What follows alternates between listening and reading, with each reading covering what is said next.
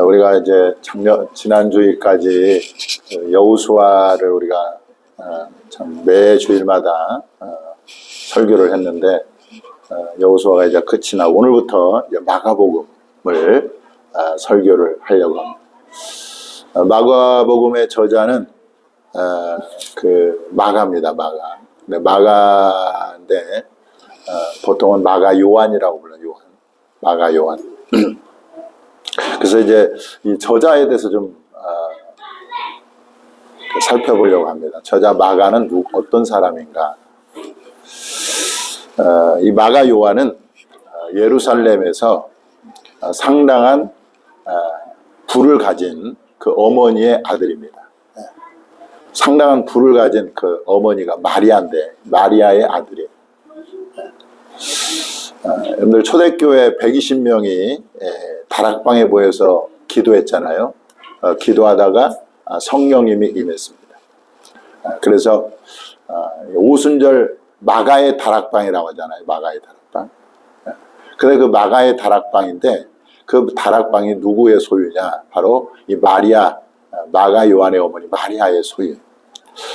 한꺼번에 120명이 들어갈 수 있는 공간이면 이 다락방이 굉장히 크다는 것을 알 수가 있어요. 이걸 보면 이 마리아가 굉장히 부유하게 살았다는 것을 알 수가 있는데,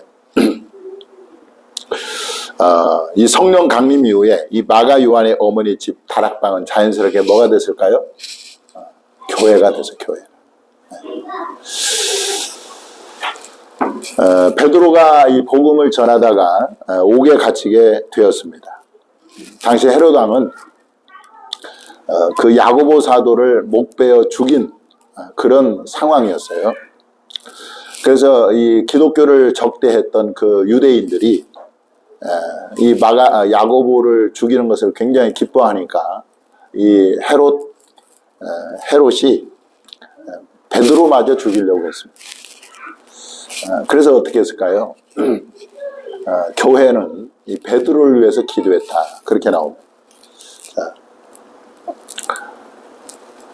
이에 베드로는 옥에 갇혔고 교회는 그를 위하여 간절히 하나님께 기도하더라. 여러분, 삶의 여러 가지 위기를 만나거나 어려움을 당하면 꼭 저에게나 우리 교회에게 말을 하세요. 그러면 교회는 그 위기를 만난 성도를 해서 기도하게 되어 있습니다. 그러면은요, 하나님께서 교회의 기도를 들어주시나. 이 베드로 사도가 옥에 갇혀서 이제 내일이면 죽는데, 교회는 그를 위해서 간절히 기도할 때 하나님께서 어떤 역사를 이루셨느냐? 천사를 보내서, 그 감옥에, 베드로가 갇혀있는 감옥에 천사를 보내서 베드로를 그 감옥에서 구출해냅니다. 할렐루야. 남이 구출되니까 별로 감동이 안 오죠. 감동을. 교회가 기도하니까 하나님이 천사를 보내서 내 이름은 죽게 되는 베드로를 탈출시켜서 살려주세요. 우리가 교회가 합심해서 기도할 때, 교회가 두세 사람이 내 이름으로 합심하여 무엇을 구하면 내가 그들을 위하여 듣겠다 말씀하죠. 그러니까 교회의 그 기도의 힘이 굉장히 큰 거죠. 그래서 이 베드로가 탈출한 다음에 이 감옥문이 막 저절로 열려요. 쇠사슬이 막 저절로 하고, 그 다음에 그 파수하는 군사들은 깊이 잠이 들고, 그렇게 해서 감옥을 탈출한 다음에 그 베드로가 간 곳이 어디냐? 바로 어디 갔겠어요? 베드로가 탈출한 다음. 여기 보니까 깨닫고 마가라 하는 요한의 어머니 마리아의 집에 가니. 왜 마리아의 집에 갔을까요? 그곳이, 그러죠. 그곳이 바로 교회예요, 교회. 교회, 그 교회로 간 거예요, 교회. 그래서 여러 사람이 거기 모여 기도하고 있더라. 자, 여기 보세요. 이에 베드로는 옥에 갇혔고 교회는 그를 위하여 간절히 기도했는데, 그 교회가 어디예요? 마리아의 집이 교회인가요? 그 교회에 갔어요. 그러니까 여러분들, 이 마가 요한의 어머니 마리아는 자신의 집을 교회로 내놓을 만큼, 그죠? 하나님 앞에 헌신적인 사람이었다는 것을 알 수가 있어요. 그래서 이 마가 요한은요, 그렇게 신앙심 좋은 어머니 밑에서 자란 그런 사람인 것입니다. 사도행전에 보면 최초의 이방인 교회가 세워집니다. 그 교회가 뭐죠? 무슨 교회죠? 그렇죠, 안디옥 교회. 그래서 여러분들 그 신앙은요, 짬밥이 그냥 되는 게 아니에요. 우리 소장 집사님 다 맞추잖아요. 안디옥 교회. 그래서 최초의 이방인 교회가 세워졌는데 목회자가 없는 거예요. 여러분 우리나라도 선교사가 들어오기 전에 교회가 먼저 세워졌다는 거 아십니까? 공식적으로 선교사가 들어오기 전에 한국인에 의해서 교회가 세워졌다는 거예요. 그게 바로 최초의 한국 교회인 소래교회입니다. 소래교회. 그래서 이 총신대학교 양지 캠퍼스에 가면 그 소래교회를 재생한 다시 지어놓은 건물이 있는데 그게 소래교회. 선교사들이 세우지 않는 자생적으로 생긴 교회가 바로 소래교회예요. 그러니까 이 안디옥 교회도 사도들도 가지도 않고 그리고 제자들이 세운 것도 아니고 자생으로 생긴 교회가 바로 이방인 교회인 안디옥 교회야. 그러니까 거기에 목회자가 없으니까 예루살렘 교회에서 어떻게 했어요?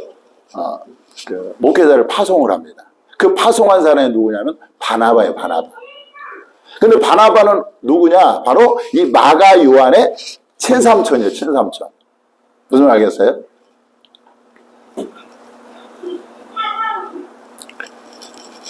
그래서 바나바가요, 거기서 이제 그 안디옥 교회를 목회하다가 자기 힘으로는 붙이니까 당시에 막 회심한 그 사울을, 다소에 있는 바울이죠. 사울을 데려다가 같이 목회를 이렇게. 그런데 그 즈음에 예루살렘에 큰 흉년이 일어납니다. 흉년이 생겼어요. 그래서 예루살렘 교회 성도들이 굉장히 어려움을 겪으니까 이 이방인 교회인 안디옥 교회가요, 우리가 그 교회를 돕자 해서 성도들이 헌금을 모아요. 그리고 누구에게 그 헌금을 보내냐면 바나바와 사울에게 그 헌금을 들려서 예루살렘에 이제 가게 보내는 거죠. 그래서 그들이 이제 그 헌금을 전달하고 다시 안디옥 교회로 돌아오는데 그 돌아올 때 누가 동행하냐면 마가 요한이 동행. 누가 동행해요? 마가 요한이 동행을 합니다. 한번 읽어볼까요? 시작. 바나바 바울이 부조하는 일을 마치고 마가라는 요한을 데리고 예루살렘에서 돌아오니라. 자, 이 바나바의 친조카인 마가 요한을 이제 가자고 아마 권면을 했겠죠. 야, 우리 가서 안디옥 교회, 이방인 최초의 교회인데 가서 같이 동력하자 해가지고 이 요한을 데리고, 마가 요한을 데리고 예루살렘에서 어디로 돌아가요? 안디옥 교회로 돌아가요. 그래서 이제 마가 요한이 그 안디옥 교회에서 삼촌 바나바와 그리고 사울과 함께 교회를 섬겨요. 그런데 어느 날 이 교회 안디옥 교회 지도자들이 바나바, 바울 또 다른 지도자들이 기도하는데, 금식하고 기도하는데 성령께서 바나바와 바울을 따로 세워서 내가 지시할 곳으로 보내라, 선교사를 파송해라, 이런 지시가 와요. 그래서 이 안디옥 교회 성도들이 모여가지고 이 바나바와 바울을 최초로 선교사로 파송합니다. 그런데 그 바나바와 바울을 파송할 때 누가 따라가냐? 누가 따라가겠어요? 마가 요한이 따라갑니다. 자, 여기 한번 볼까요? 시작. 살람에 이르러 하나님의 말씀을 유대인의 여러 회당에서 전할세 요한을 수행원으로 두었더라. 그러니까 이 바나바와 바울이 1차 선교 여행을 떠날 때 누구를 데리고 가냐면 이 요한, 마가 요한을 데리고 갑니다.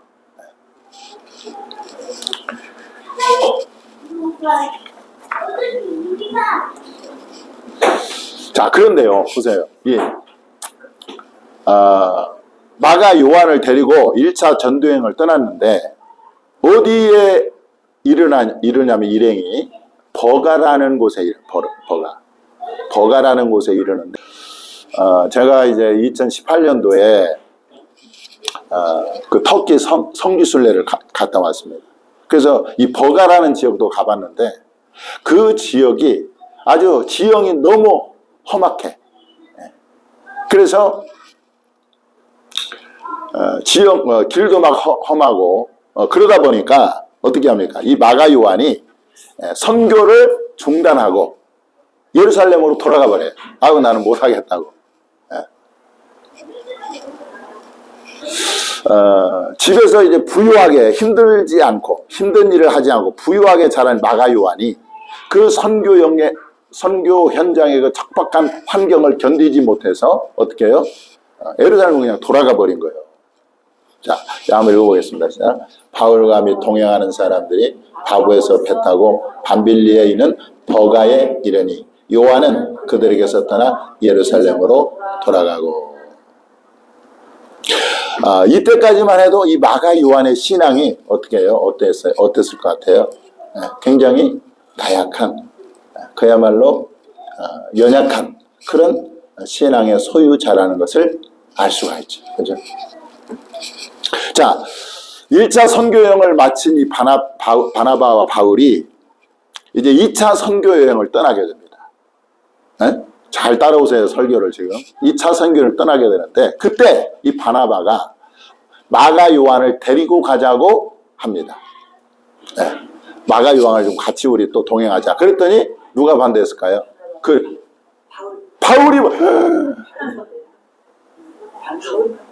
바울이 반대를 했죠. 우리 난 오늘 설교하면서 막 감동이 막 와. 유정의 성도는 그냥 왔다 갔다 하는 거 아니야.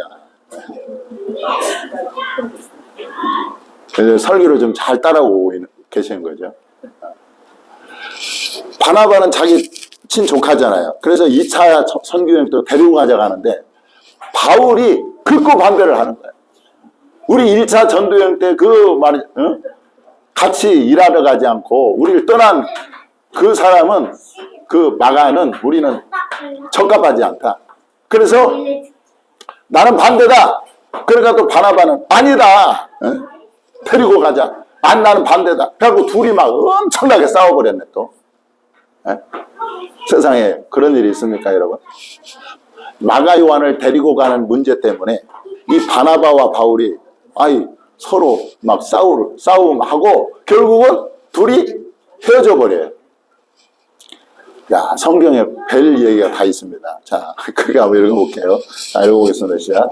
바나바는 마가라 하는 요한도 데리고 가고자 하나 바울은 반빌리아에서 자기를 떠나 함께 일하러 가지 아니한 자를 데리고 가는 것이 옳지 않다 하여 서로 심히 다투어 피차 갈라서니 바나바는 마가를 데리고 배 타고 구부로로 가고 바울은 실라를 택한 후에 형제들에게 주의 은혜의 부탁함을 받고 떠나 수리아와 길리기아로 다니며 교회들을 견고하게 하니라. 자, 바울은요, 이 마가 요한이 한참 부족해도 부족하기 때문에 이 사람은 선교에 적합하지 않은 사람이다. 그래서 결국은 마가를 선택하지 않고 실라를 선택한 다음에 2차 선교여행을 떠나게 됩니다. 자, 그런 정말 믿음이 연약하고 그리고 부유한 가정에서 자라고 험한 일을 하지 않았던 그 마가 요한이 놀랍게 여러분 신앙이 성장했는데 이 마가 요한이 놀랍게 신앙이 자랐는데 어디까지 신앙이 자라냐면요, 놀랍게도 이 바울과 함께 감옥에도 가요. 바울과 함께 로마 감옥에 갇혀버려요. 복음 전하다가 복음을 조금 위험한 상황이 오면 피해버렸던 마가 요한이 이제는 담대한 사람이 되어서 바울과 함께 감옥에도 갇히는 그런 믿음의 대장부가 돼버린 거예요. 할렐루야.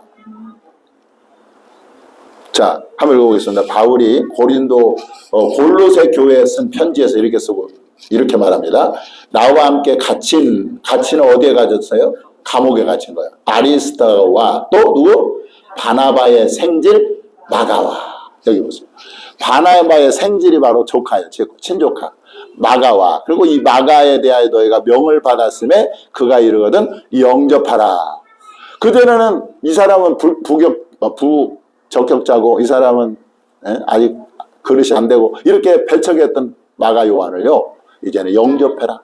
이는 나와 함께 갇힌 동역자다. 이렇게 소개하고 있는 것을 볼 수 있어요. 또 디모데후서는 바울이 노년에 쓴 편지인데 디모데에게 거기에도 보면 이렇게 나옵니다. 한번 읽어볼까요? 시작. 내가 올 때에 마가를 데리고 오라. 그가 나의 일에 유익하니라. 아니 어떻게 이렇게 마가 요한이 변했을까요?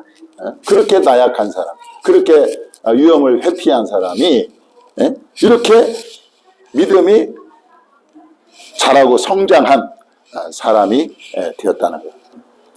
이걸 보면서 여러분, 누구나가 마가 요한처럼 믿음이 연약할 수 있다는 거죠. 그런데 하나님은요, 끊임없이 그 사람에게 뭐예요? 말씀으로 또 성령으로 계속해서 역사를 하는 거예요.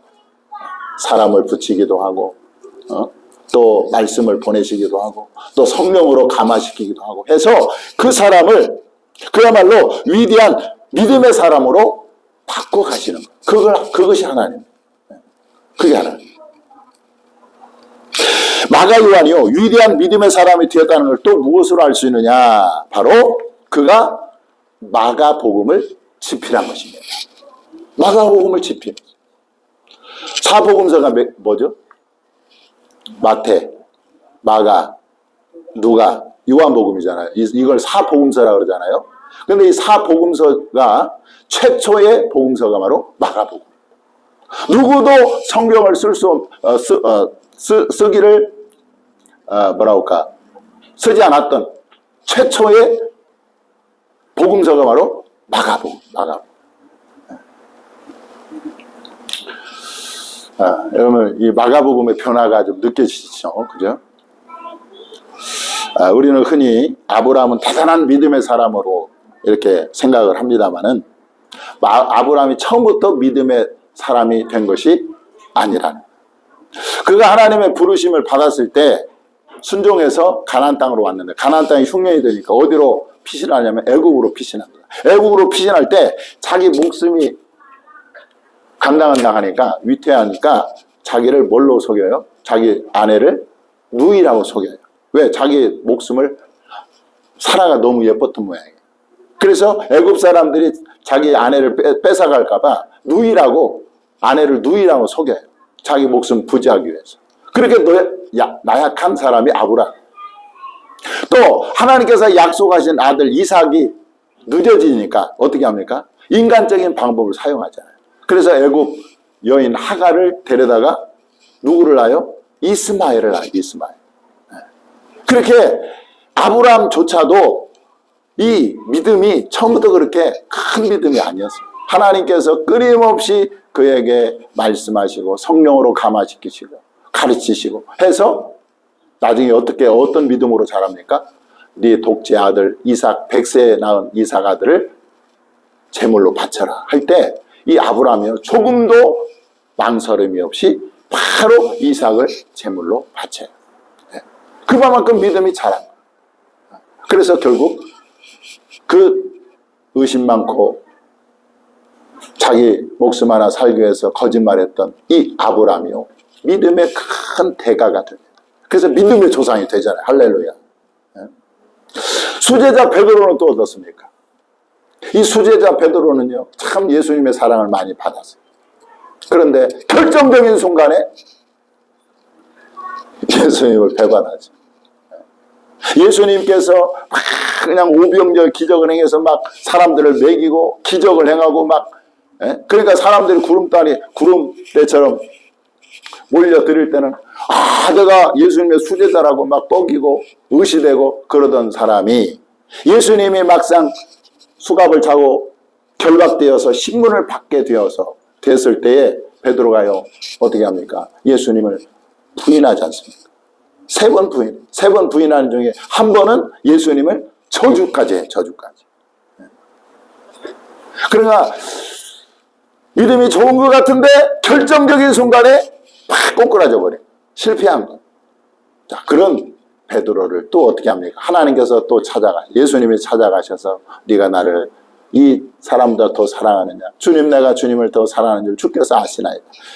그 상처된 마음을 예수님께서 다시 일으키시고 회복해서 어떻게 합니까? 나중에 그가 설교할 때 3,000명이 회개하고, 그가 한번 말씀을 선포할 때 5,000명이 한꺼번에 구원을 받는 그런 대사도가 되게 했다는 것입니다. 그래서요, 빌립보서 1장 6절에 보면 이런 말씀이 있습니다. 한번 읽어보겠습니다. 시작. 너희 안에서 착한 일을 시작하신 이가 그리스도 예수의 날까지 이루실 줄을 우리는 확신하노라. 그래서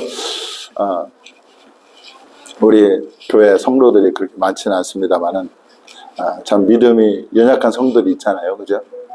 그 연약한 믿음이 연약한 성도들을 볼 때마다 저는 실망이 아니라 누구를 기대하게 됩니까? 하나님을 기대합니다. 하나님께서 저 사람을 믿음의 사람으로 반드시 바꿔주실 것이다. 그러고 보니까 진짜 우리 경배자매나 우리 찬이 형제나 보면은요, 참 많이 변했어요. 그래서 여러분, 하나님께서 여러분들을 정말 마가 요한을 변화시켜서 위대한 제자가 되게 하셨던 그 하나님이 저와 여러분에게도 여전히 역사하셔서 우리를 믿음의 큰 사람으로 바꿔주실 줄 믿습니다. 네. 자, 요즘 제가 잠언을 읽고 있는데 거기 보니까 이런 말씀이 있어요. 먼 땅에서 오는 좋은 기별은 목마른 사람에게 냉수와 같으니라. 먼 땅에서 오는 좋은 기별. 여러분들에게 먼 땅에서 오는 좋은 기별이 있기를 바랍니다. 아멘 한 사람은 그렇게 될 줄 믿습니다. 안 한 사람은 오든지 말든지. 자, 여기 그런데 오늘 마가복음 오늘 본문에서 복음의 시작이라고 말합니다. 자, 하나님의 아들 예수 그리스도의 복음의 시작이라 이렇게 말합니다. 자, 복음이 무엇입니까, 여러분? 복음. 복음은 헬라어로 유앙겔리온. 헬라어로 뭐라고? 유앙겔리온. 유앙겔리온. 네. 이것을 해석하면 기쁜 소식. 네, 복음은 기쁜 소식이라. 그래서 마가는요, 복음서 첫머리에 복음의 시작, 다시 말하면 기쁜 소식의 시작이라 이렇게 말하고 있어요. 그 기쁜 소식이 뭐냐? 기쁜 소식은 그렇죠. 하나님의 아들 예수 그리스도가 바로 기쁜 소식이라는 거예요. 여러분들 하나님의 아들 예수 그리스도가 기쁜 소식인 것을 믿으십니까? 아멘. 네. 자, 예수 그리스도가 처음 마국간에 태어났을 때 천사가 밖에서 양을 치는 목자들에게 소식을 전하면서 예수 탄생의 소식을 전하면서 뭐라고 얘기하느냐 한번 읽어보겠습니다. 시작. 천사가 이르되 무서워하지 말라. 보라, 내가 온 백성에게 미칠 큰 기쁨의 좋은 소식을 너희에게 전하노라. 오늘 다윗의 동네에 너희를 위하여 구주가 나셨으니 곧 그리스도 주시니라. 그런데 기쁜 소식이 뭐냐? 로또 당첨된 것이 기쁜 소식이 아니라 바로 예수 그리스도가 기쁜 소식이라는 거예요. 할렐루야. 자, 그런데 여러분, 하나님의 아들 예수 그리스도가 어떤 사람에게 기쁜 소식이 될까? 어떤 사람에게 기쁜 소식이 될까? 자, 여러분들이 한번 이렇게 얘기해 볼게요. 여기에 암에 좋은 만병통치약이 있다고 가정해 봅시다. 자, 암에 좋은 어떤 암에 걸렸던 이 약만 먹으면 다 낫는 거야. 그런 약이 있다고 뭐 해보자고? 가정해 보자. 자, 그런데 이 약이 전 세계 암 환자들을 다 치료할 수 있는 그런 양이 있다고 생각해봐요. 양이 충분하는 거야. 그러니까 암 환자는 다 먹을 수 있는 그런 양이 있다고 봐요. 그런데 이것이 전파를 타고 뉴스까지 나왔어요. 자, 그 뉴스를 들은 사람 중에 가장 기뻐한 사람이 누굴까? 그렇죠. 암 환자들이겠죠. 몸이 건강한 사람은 그 이 약을 먹으면 어떤 암병이든지 치료가 된다는 그 소식을 듣고 기뻐하기는 하겠지만 암 환자만은 안 하겠죠. 그죠? 그런데 정말 기뻐하는 사람은 누구냐? 암 환자들이라는 거예요. 내가 지금 위암에 걸려서 죽을 위암 말기인데 이제 내일 모레면 죽게 된다고 병원에서 사형 선고를 내렸는데 그 약이 있다고 이 사람만큼 기쁜 소식이 없을 것 같아요. 그죠? 그래 안 그래, 찬지 씨? 잘 듣고 있죠?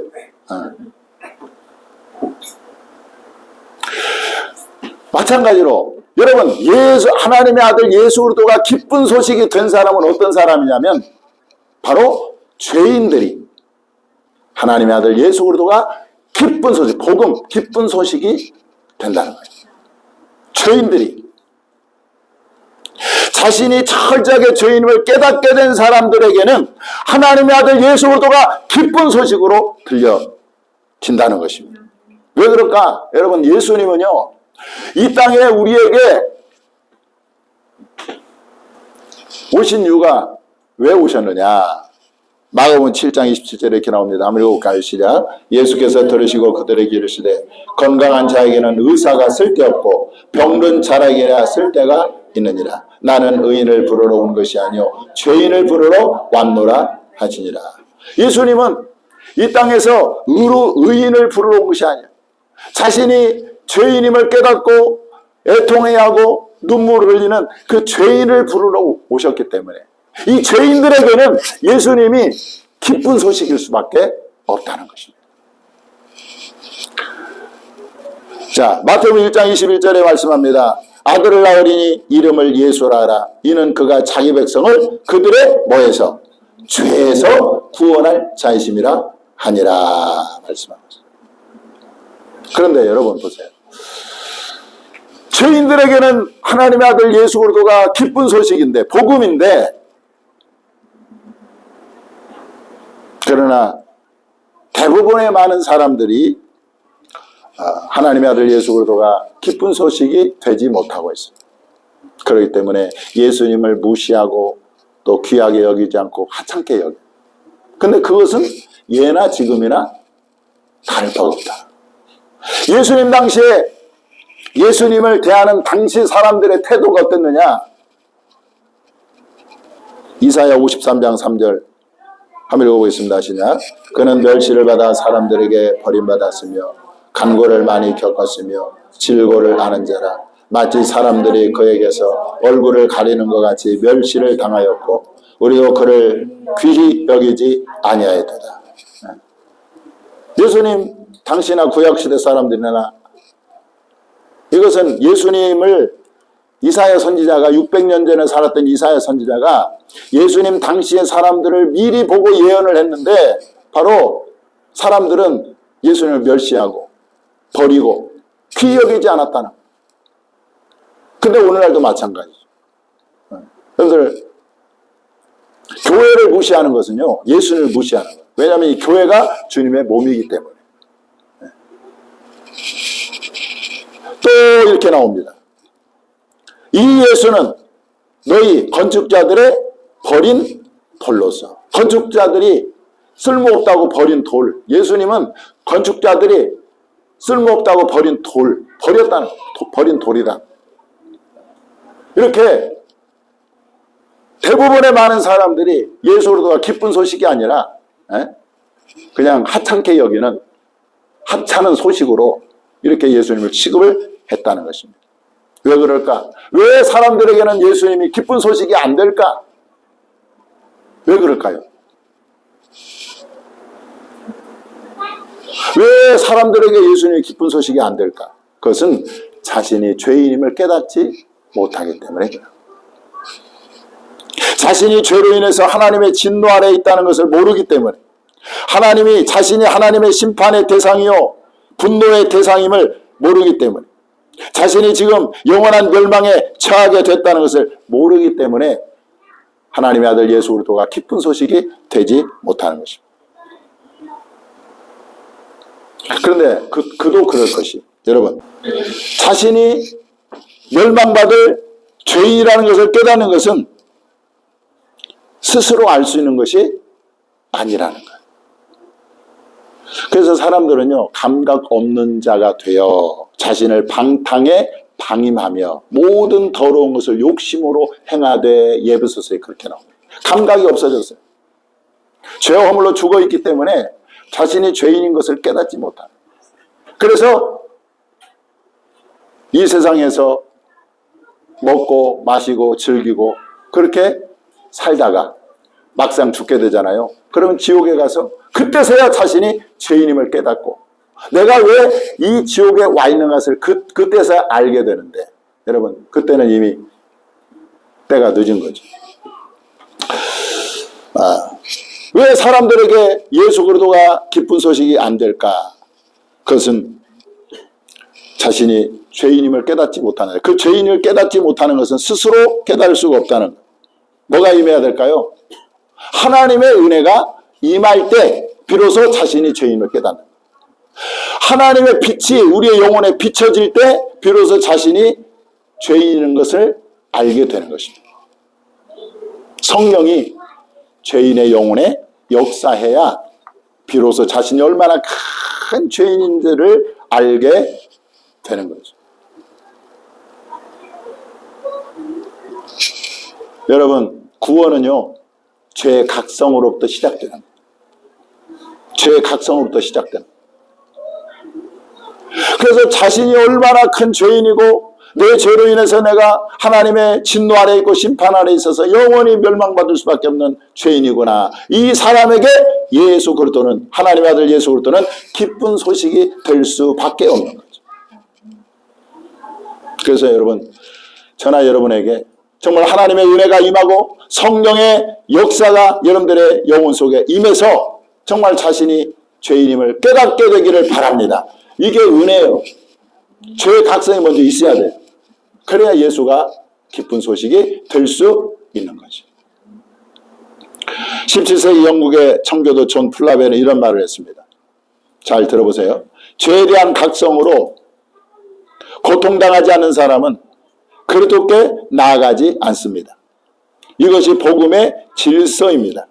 죄의 비참함을 맛보지 못하고 그리스도의 달콤함을 맛볼 수 있는 사람은 아무도 없습니다.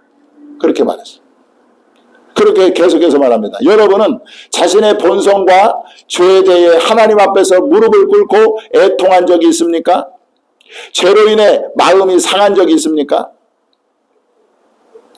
오 형제들이요, 가책이 주는 고통으로 여러분의 심령이 상하기를 바랍니다. 그 고통이 여러분을 하나님과의 화평으로 인도할 것입니다. 눈물을 흘리며 주님께 나가십시오. 그리고 모든 불의를 자복하십시오. 영혼에 산고가 없다면 평화의 자식은 태어나지 않습니다. 이렇게 말했어요. 또 윌리엄 퍼킨스라는 사람 이렇게 말합니다. 죄의 무게와 짐을 느끼는 자는 복이 있습니다. 그 사람에게 그리스도는 위로와 평안을 주실 것입니다.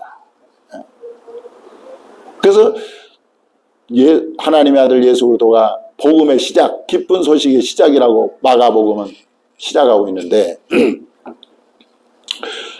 여러분, 저나 여러분이나 이 성령에 의한 죄의 각성이 있기를 바라고, 그래서 자신이 철저하게 죄인이라는 것을 그냥 가슴 깊이 깨달아요. 그래야 비로소 예수님이 보이기 시작하는, 예수님을 찾기 시작하고 예수님이 기쁜 소식이 될 수가 있는 것입니다. 여러분, 죄인의 구주가 되시는 하나님의 아들 예수 그리스도가 저와 여러분에게 복음이 되고 기쁜 소식이 될 수 있기를 주님의 이름으로 축원합니다. 기도하겠습니다.